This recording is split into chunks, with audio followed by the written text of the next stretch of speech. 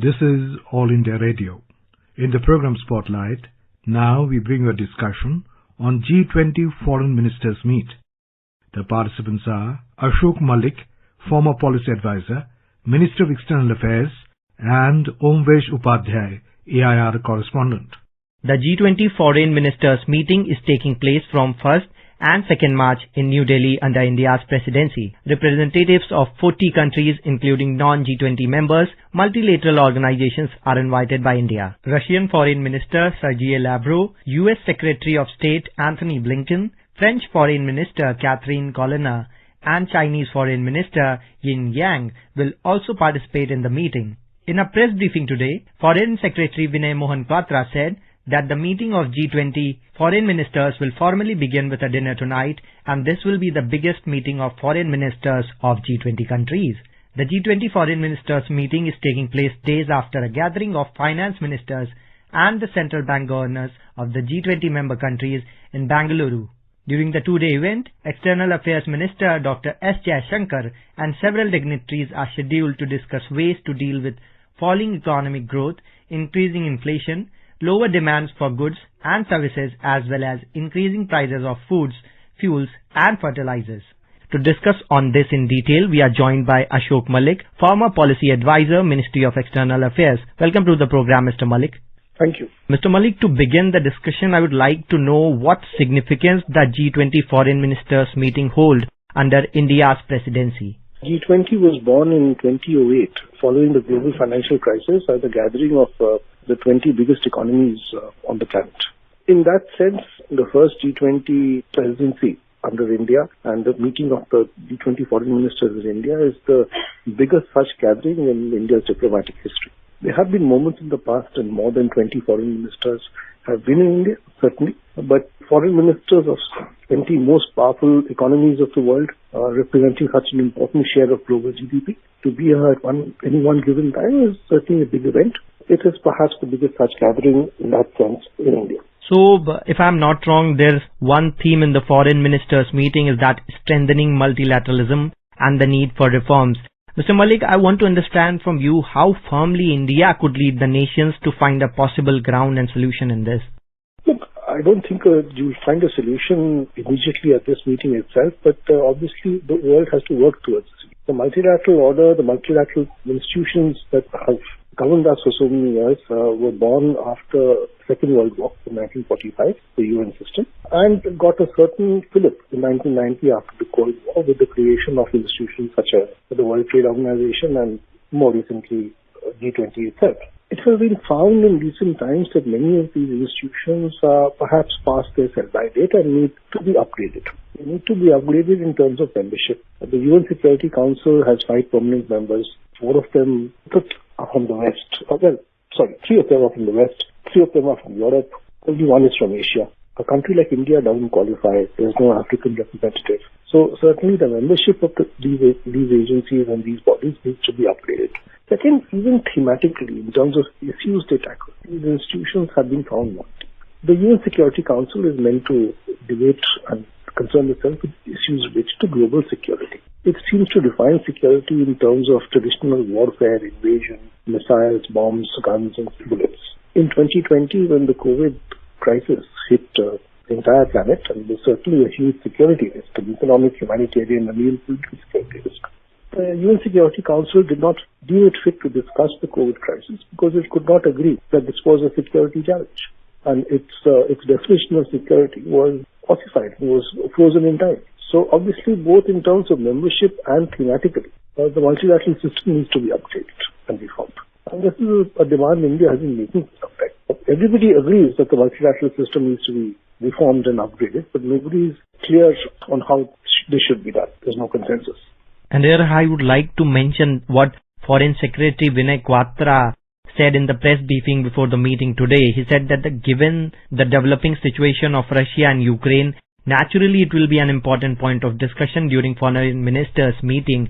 By focusing on the Russia-Ukraine situation, it will be important to know what they come out with and what understanding is developed. I want to know what's your take on this, Mr. Malik. Russia's invasion of Ukraine, which in the words of the Prime Minister is regrettable because this is certainly not a time for war, has shaken the international system. It is the first land war in Europe in perhaps 70 years, and it has become a proxy war between the US and the West on one side and Russia on the other, even though the actual fighting has been done by Ukrainians and Russians. It has also led to huge economic consequences. It has restricted energy supply chains, whether it is crude oil or whether it is food grains and fertilizers. There is a shortage across the world. Prices have shot up, inflation is very high. Such a situation, countries are looking at the Ukraine crisis from the different vantage positions. Obviously, the countries of the West see this as an invasion of a sovereign country by Russia and want to prioritize that aspect of Russia's behavior, while countries of the global South, while not defending Russia's invasion and recognizing that what Russia did was a breach of peace and sovereignty, countries of the global South, including India, would also like an equal focus and equal prioritization on the economic consequences of this war and of the sanctions, including oil prices and more broadly energy prices, as well as food inflation. Yeah, so these are the two sort of different approaches on which there will be debate and discussion at the G20 meeting. Whether it leads to a consensus or not is difficult to say. The hope is always there. Mr. Malik, you mentioned about the disruption of supply chain during the Russia-Ukraine war. How do you think G20 nations will address the issue? Plus, how India could play a bigger role in this to develop and establish a cooperation for development among the countries?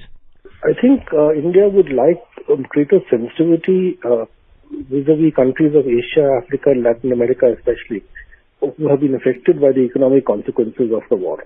Some of these countries are already reeling under economic pressures due to the pandemic, due to a debt crisis caused by infrastructure spending, including Chinese infrastructure projects. So on top of that, there has now been problem of food inflation and energy inflation. So India would certainly like a focus on this issue. If you remember, before the G20 meeting, India called a virtual meeting of global South countries to take their message to the G20. India sees itself as a bridge between the global South and the G20, and it would certainly like the G20 to contribute to the well-being of the global South nations as well. And that would certainly be India's approach in this meeting. And Mr. Malik, counter-terrorism steps have become a major concern for the G20 nations. So how are they planning to tackle these new and emerging threats? Plus, what is likely to be discussed about this in foreign ministers' meeting? Terrorism in our part of the world has certainly become even more of a challenge after August 2021, when there was a regime change in Kabul and the Taliban took over. Because Afghanistan has now become a sanctuary for a whole range of bad actors who had earlier been subdued. That apart, in a time of such economic flux, terror financing, sources of terror financing, including through the opium trade, the drug trade, new technologies such as cryptocurrency, have all got a significant boost. So these are certainly issues on which India would like to focus attention, as it has in the recent past, on the sources that sustain terrorism, both politically or financially, and the hope for a consensual approach from the world to address this. And as we know that G20 is an intergovernmental forum of world's major developed and developing economies and industry thrive on skilled and talented human resources. So, is there any plan of global skill mapping and talent pool in the foreign ministers meeting, Mr. Malik? Well, I don't think detailed plan can be worked out at this meeting, but there will be a broad conversation, I understand, because as global supply chains are being reordered and redistributed, there will also be a need for the skill map of the world to be redrawn, because where supply chains go, skills will also be needed. That apart, you are dealing with a strange demography today where developing countries such as India and other countries in Asia still have a relatively young population, while developed countries in the West especially have a much older population. So there are specific gaps that are emerging in specific countries. I will give you one example. If you look at Japan, which has an aging population, there is a great demand there for healthcare workers, nurses, medical workers, and so on. India has signed a bilateral agreement with Japan to to train health workers, nurses, and medical personnel in India, specifically for deployment as workers in this area in Japan. So they are being taught and given courses in a manner that equips them to start working in Japan from the day they land there, and also being taught the Japanese language. So this is just one example. There can be numerous such examples for both India and for other countries, other developing countries across the world. And I think India would like to share these examples and ideas at the G20 meeting. And to add on the discussion, I would like to say that what we have witnessed the earthquake disaster in Turkey and Syria. But how an urgent relief response by different countries help to lower the human loss? Is there any discussion on humanitarian assistance and disaster relief in the meeting too, and how badly we need this? No, I think the tragedy in Turkey, which was there for all to see, also very heartwarming that it brought together so many countries. I think almost 100 countries sent assistance, including India. And this is not new, to be honest. When India experienced its Delta wave, many countries helped us with oxygen equipment, including Turkey, it must be said. So Prime Minister Modi and India have developed a certain expertise in HADR, humanitarian assistance and disaster relief, including with the setting up of the Coalition for Disaster Infrastructure. So, for example, the war in Yemen led to Operation Rahat and to India rescuing its own citizens in 2015, I think. Didn't just rescue its own citizens, India rescued citizens from 50 other countries. I think it was 50 other countries. And similarly, when the Ukraine crisis happened, India had to pull out 20,000 of its own students who were stuck there. When there was a flood in Mozambique a few years ago, India sent assistance. When there was a huge fire in Mauritius, India and France came together to help. So there have been numerous examples of HADR where India has used incremental capacity to help other countries. And Prime Minister Modi has been keen to institutionalize this at the global level. Bilateral partners, multilateral partners. And this is certainly an aspect of Indian foreign policy which we can discuss at the G20 meeting. And amid the various issues, how India will ensure that important concerns like climate change and third world debt get due in the G20 foreign ministers meeting? I don't know the details of the meeting, but I'm sure this is both to discuss, because global debt, especially debt from both Western multilateral agencies, Western countries, multilateral agencies, and more increasingly from unsustainable Chinese infrastructure projects, have become a political risk and have destabilized polities even in our near neighborhoods, such as Sri Lanka last year, Nepal, Bangladesh. And India is concerned about this and would like a more prudent approach towards debt restructuring and towards more sustainable infrastructure projects which don't place an unnecessary burden on future generations. As for climate change, two issues stand out. One, finance for climate change. While technology is becoming available, finance is not quite available. Second, quite frankly, as a result of the energy crisis following the Ukraine war, many countries have gone back to using even more coal.